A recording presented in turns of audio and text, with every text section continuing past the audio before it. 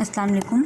अब हम आगे फर्दर ग्लाइकोलिसिस को प्रोसीड करते हैं। फ्रुक्टोज 1,6 बिसफॉस्फेट हमारे पास बन गया। अब फ्रुक्टोज 1,6 बिसफॉस्फेट ने हमारे पास डिवाइड होने हैं 2 कंपाउंड्स में, ठीक है। एक हमारे पास ग्लिसरॉल्डिहाइड 3 फॉस्फेट है, ठीक है, और दूसरा हमारे पास डाईहाइड्रोक्सी एसीटोन फॉस्फेट में ये टूट जाता है एल्डोलेज एंजाइम के प्रेजेंस में, और ये रिवर्सिबल स्टेप है।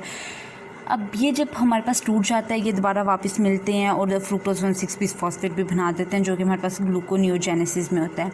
अब जब ये टूट जाते हैं तो ये आपस में दोनों चीज़ें ये भी आपस में इंटरकन्वर्टेबल हैं कि ये भी एक दूसरे में चेंज हो जाती हैं आइसोमेरेज एंजाइम के प्रेजेंस में। जो हमारे पास डाईहाइड्रोक्सी एसीटोन फॉस्फेट होते हैं ना, वो फर्दर हमारे पास जो है वो ब्रेक डाउन नहीं होती तो इसकी वजह से इंटरकन्वर्टेबल हो जाती है ग्लिसरॉल्डिहाइड 3 फॉस्फेट में। इस वजह से ग्लाइकोलिसिस के रिज़ल्ट में हमारे पास जितने भी कंपाउंड्स बनते हैं ना, वो सारे 2-2 होते हैं। जो ग्लिसरॉल्डिहाइड 3 फॉस्फेट 2 बनते हैं, इसके बाद हमारे पास 1,3 बिसफॉस्फेट 2 बनते, ये सब कुछ ना 2 बनते हैं। अब इधर से जो हमारी ये लिस्ट जो जितना हमने इससे पहले पढ़ लिया वो हमारा सारा था एनर्जी इन्वेस्टमेंट फेज़। अब जो हम आगे पढ़ रहे हैं ना, ये हमारा सारा आ गया एनर्जी प्रोडक्शन फेज़ के। इसके अंदर अब हमने बस एनर्जी इन्वेस्ट कर ली थी, अब हम अपनी सारी एनर्जी को रीगेन करेंगे। ग्लिसरॉल्डिहाइड 3 फॉस्फेट बन गया। ग्लिसरॉल्डिहाइड 3 फॉस्फेट हमारे पास जाता है और ये आगे जाके हमारे पास बना देता है 1,3 बिसफॉस्फोग्लिसरेट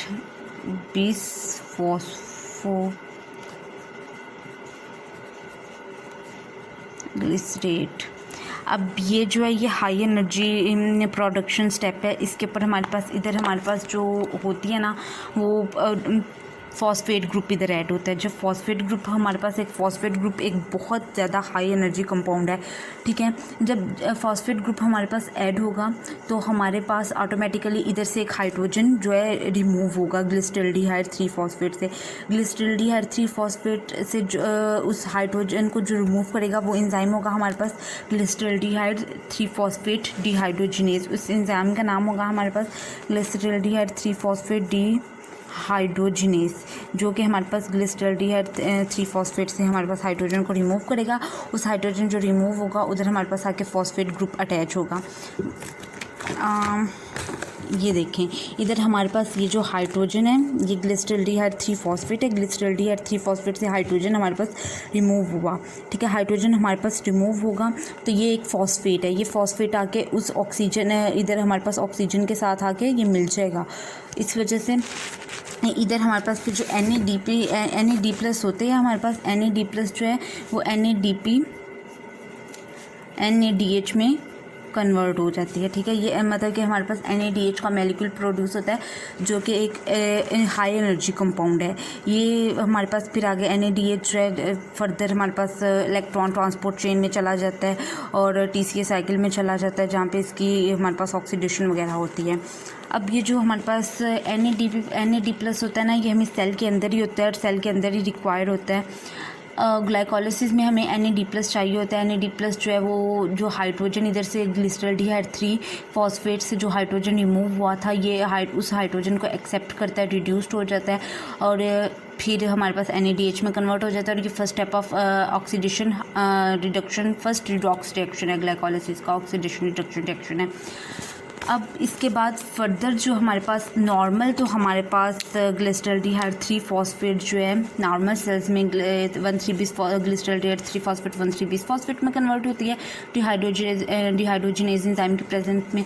और अब ये जो एंजाइम है ना, ये आगे से ये एक मतलब कि हमारे पास ये सारे अब एक रिवर्सिबल रिएक्शंस हैं। ये रिवर्सिबली इसमें कन्वर्ट हुई और ये अब रिवर्सिबली आगे से हमारे पास कन्वर्ट हो जाएगी 3 फॉस्फोग्लिसरेट में।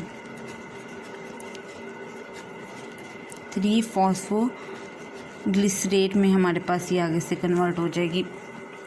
3 फॉस्फोग्लिसरेट में भी ये भी हमारे पास एक एनर्जी प्रोडक्शन फेज़ होती है, जहाँ पे हमारे पास ATP प्रोड्यूस होती है। ATP और जब हमारे पास ATP प्रोड्यूस होती है, ये हमारे पास इधर जो एंजाइम यूज़ होता है वो होता है phosphoglycerate kinase enzyme. Kinase enzyme जो है वो हमारे पास इधर यूज़ होता है, ठीक है। काइनेज का काम क्या होता है? फॉस्फेट की एडिशन करवाना होता है, ठीक है। वो एंजाइम ऐड होता है और हमारे पास जो ADP था, जो ऊपर ADP था वो आगे हमारे पास आके ATP में कन्वर्ट हो जाता है। ये भी हमारे पास रिवर्सिबल स्टेप होता है। अब 3 फॉस्फोग्लिसरेट हमारे पास बन गया। 3 फॉस्फोग्लिसरेट के आगे अब हमारे पास मतलब कि इधर हमारे पास ये जो नंबर्स है ना, ये फॉस्फेट ग्रुप को शो कर रहे हैं। ये कुछ भी नहीं है, बस एक फॉस्फेट ग्रुप है कि हमारे पास किस किस नंबर पे कौन कौन से फॉस्फेट ग्रुप अटैच हुए हुए हैं। अब नेक्स्ट हमारे पास 3 फॉस्फोग्लिसरेट था। अब ये हमारे पास जो इरिवर्सिबली ये हमारे पास चेंज हो जाएगा 2 फॉस्फोग्लिसरेट में। 2 फॉस्फोग्लिसरेट। अब ये 2 फॉस्फोग्लिसरेट है, जाहिर है कि इधर से अब पहले 3 पे थी, क्या हुआ फास्फोरस वो 2 पे आ गया फॉस्फेट ग्रुप।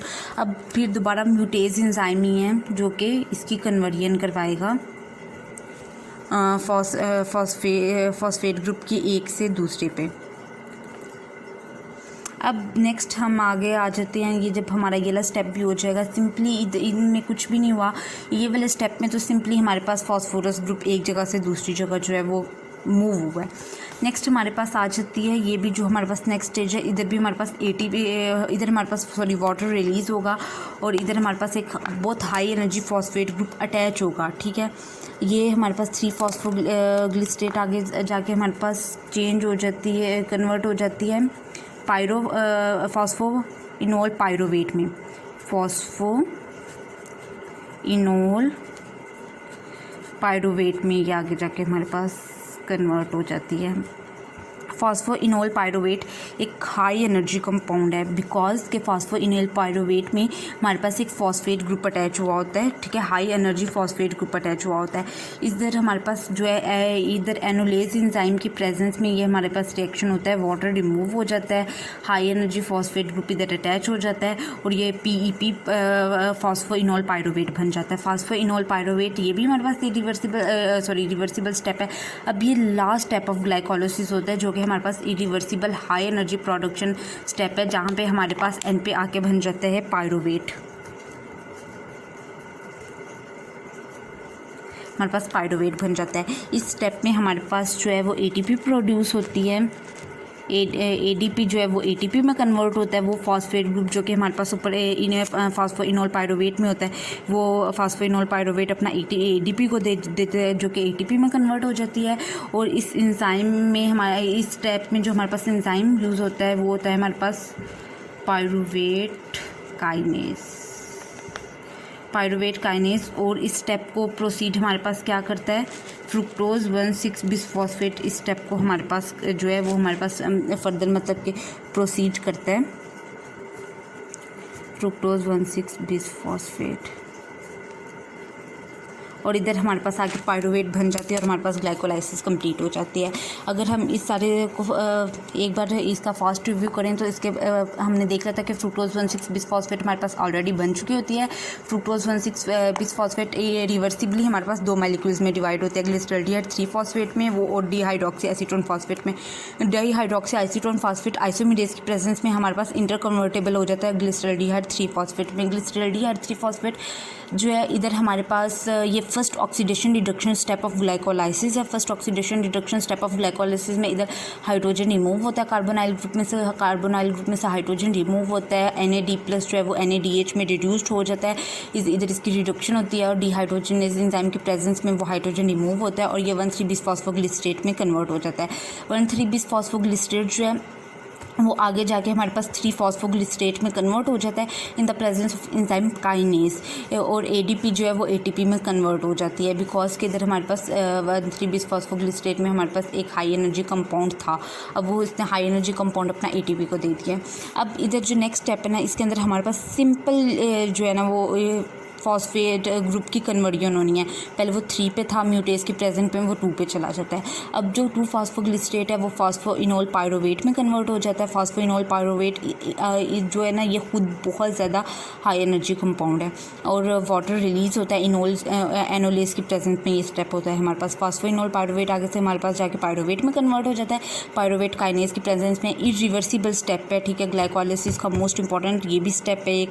और ATP जो ADP है वो ATP में कन्वर्ट हो जाती है, और फ्रुक्टोज 1,6 बिसफॉस्फेट इस स्टेप को रेगुलेट कर रहा होता है, बिकॉज के जितना ज़्यादा हमारे पास फ्रुक्टोज 1,6 बिसफॉस्फेट बनेगा उतनी ज़्यादा हमारे पास ग्लाइकोलाइसिस प्रोसीड होगी। इधर ये जब नॉर्मल सेल्स में तो ये सारा प्रोसेस होता है। अब हम देखेंगे RBCs में। RBCs जो होते हैं ना, वो हमारे पास, क्योंकि उन्होंने बहुत ज़्यादा ऑक्सीजन कैरी करनी होती है, ऑक्सीजन कैरी उन्होंने एक लंग से ऑक्सीजन जो है वो ब्लड में लेकर आनी होती है। इस वजह से इधर हमारे एक जब 1,3-बिसफॉस्फोग्लिसरेट बन जाता है तो वो फिर हमारे पास म्यूटेज एंजाइम के प्रेजेंस में आगे कन्वर्ट हो जाता है 2,3-बिसफॉस्फोग्लिसरेट में। ये हमने फर्स्ट ईयर में जब हमने पढ़ा था, बायोकेमिस्ट्री में ही हमने पढ़ा था कि ये एक बहुत इंपॉर्टेंट एंजाइम है। जब हमने पढ़े थे हीमोग्लोबिन मायोग्लोबिन कर्व्स, उसके अंदर हमने ये एंजाइम पढ़ा था, और ये हमने ये पढ़ा था कि ये एक बहुत इंपॉर्टेंट कंपाउंड है। अगर ब्लड में इसका लेवल रिड्यूस हो जाता है तो ऑक्सीजन जो है वो टिश्यू लेवल पे हमारे पास रिलीज़ नहीं होती, और ये वो हीमोग्लोबिन में ही अटैच रहती है। ठीक है, ये वाला ये इधर 2,3-बिसफॉस्फोग्लिसरेट बनता है, और ये फिर आगे हमारे पास फॉस्फेटेज की प्रेजेंट में ये हमारे पास 3-फॉस्फोग्लिसरेट के अंदर कन्वर्ट हो जाता है। ठीक है, वाटर हम ऐड करते हैं साथ, तो हमारे पास फॉस्फेट हाइड्रोक्सिल ग्रुप हमारे पास साथ रिलीज़ हो जाता है। ठीक है, इधर म्यूटेज एंजाइम के प्रेजेंट में ये इसके अंदर चेंज होता है। ये हमारे पास एक शंट रिएक्शन है, क्योंकि इसने शंट किया है। शंट रिएक्शन इसको इस वजह से कहते हैं कि ये पहले डायरेक्ट इसके अंदर कन्वर्ट नहीं हुआ, ये पहले 2,3-बिसफॉस्फोग्लिसरेट में कन्वर्ट हुआ है। 2,3-बिसफॉस्फोग्लिसरेट आगे हमारे पास जो है 3-फॉस्फोग्लिसरेट में कन्वर्ट हुआ है। ये हमारे पास सिर्फ RBCs में होता है, ताकि ऑक्सीजन कैरिंग कैपेसिटी हमारे हीमोग्लोबिन की और RBC सेल्स की इंक्रीज़ हो, और वो हमारे पास जाके ब्लड लेवल पे ये रिलीज़ करते हैं ऑक्सीजन को।